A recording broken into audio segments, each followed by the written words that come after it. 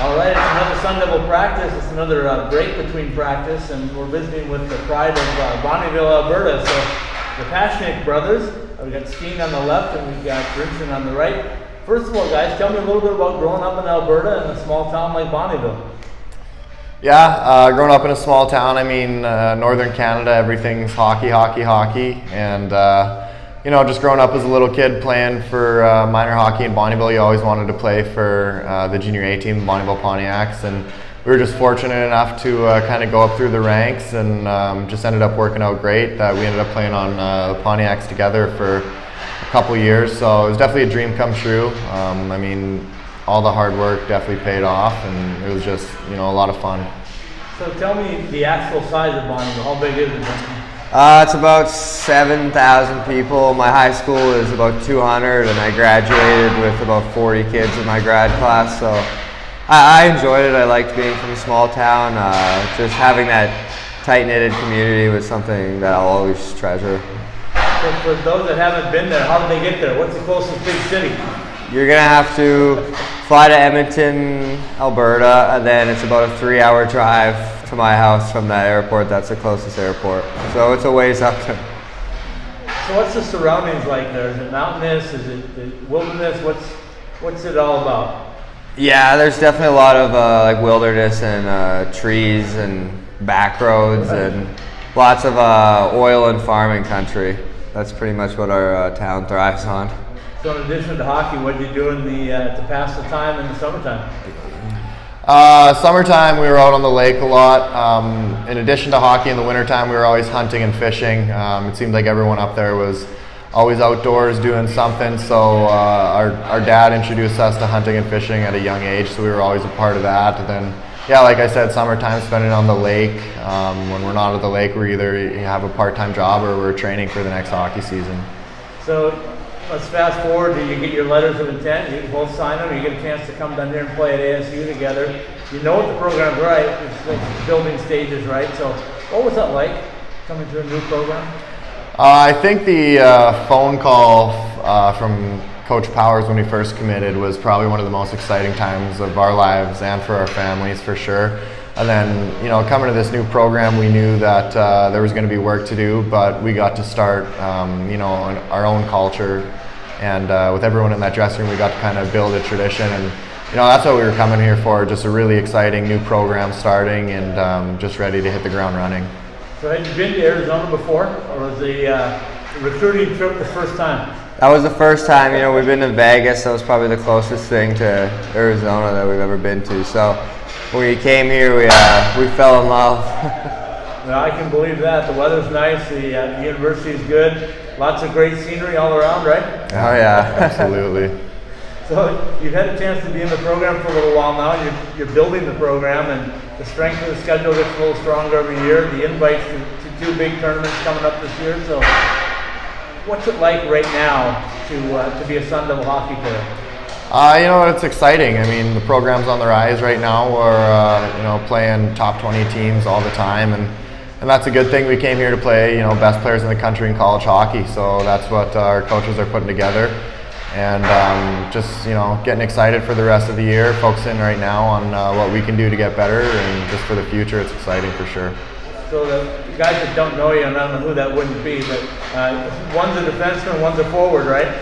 So, Brinson, tell me a little bit about your style. I know your skill development is improving daily. You're making some nifty moves out there. You're spinning on people. Is that something you want to do when you're on the ice? Yeah, for sure. You know, I've always really tried to thrive in the offensive zone. You know, that offensive blue line is my happy place. I love making moves up there, but definitely been trying to work on my D zone, because I know my offense could probably get me to the next level, but it's your defense that's going to keep you there. Right. So if you don't have your defense, you're probably not going to go anywhere in hockey. So coaches have really been working with me, trying to just take care of my own end first, and then offense will come through that. Talk about that next level. You had a great experience this offseason to go to an NHL development camp. What was that like? Yeah, it was awesome. It's a lot of hard work, you know. 6 days of 2 practices a day, workout a day, team meetings. It's a lot to take in, especially in 6 days, but you just got to go there with an open mind and be ready to work and most importantly, just have fun and enjoy the moment. You know, for some, that's a once in a lifetime opportunity, so you can't take those for granted. I know it's probably a little disappointment that you weren't drafted this year, but it also opens up some flexibility for you to pick and choose where you want to go at the next level, right? Yeah, for sure. You know, I know it's not in my power if I'm going to get drafted or not. It's all planned out before. You know, God has a plan, so I'm just grateful for anything that happens. I'm just going to take it and go and run with it, no matter if that's a draft or free agency or what. So I'm just excited for what the future holds. So Steen, tell me a little bit about the offensive side. You had a good offensive series, I thought, this weekend with Alabama Huntsville coming in. And tell me a little bit about your style of play besides the physical style that you like. Yeah, obviously the physical style is one of my biggest assets, but besides that, you know, I think I see the ice pretty well. I like to work down low in the corners with my teammates, you know, kind of holding other players off, giving my other teammates room to work for sure. I like to create plays as well. I mean, all that put together, I would have to say though that my physical play is what brought me here and is probably what's going to get me to the next level for sure. You know, I noticed you guys on the ice both early. You like to come out early if the tennis shoes on and mess around with the pucks. And what's the significance behind that? What's the importance for you guys to come out early? Just get the hands going. Yeah. I don't know. Just kind of take your mind off of any distractions. Get out on the ice, fool around with pucks a little bit. Let's talk about Oceanside real quick. You guys can both tell me a little bit about what it's like to play at Oceanside. And you guys have developed this place into being like a home ice advantage, haven't you?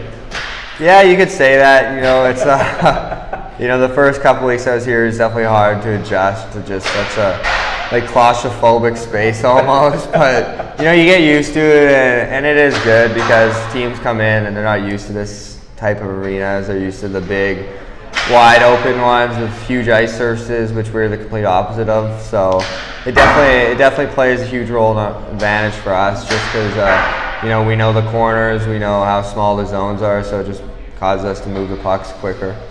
So that's great for home ice advantage, but does it have a negative effect on you guys when you go to a bigger rink, or not really?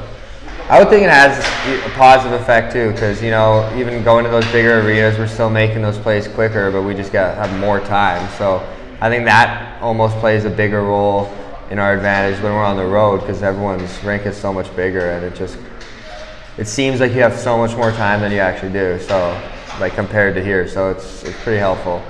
Well, let's wrap it up by talking a little bit about these two big tournaments you guys got invited to. Tell us about the growth of the program. I think the opportunity that you get to go to Pittsburgh and play in the NHL rink up there for a weekend, and then you get to go to Vegas and play at T-Mobile. So, what's that like as a player?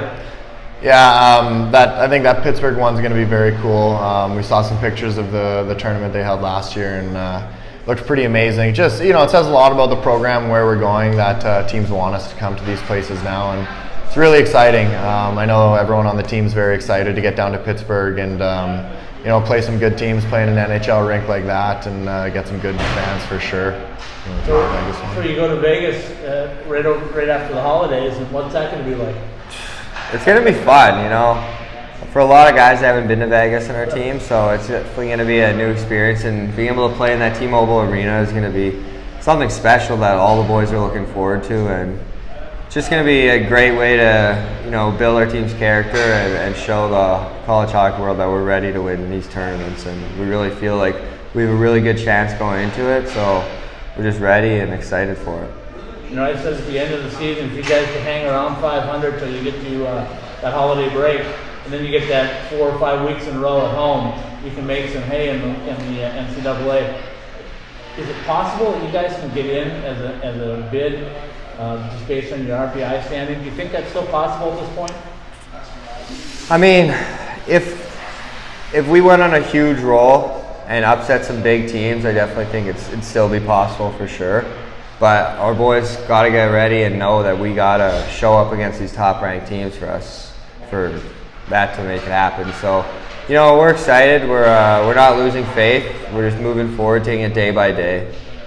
Guys, thank you for your time, and you know, good luck the rest of the way, obviously. And let's see if we can get on a roll in January. Awesome. Thank you very much.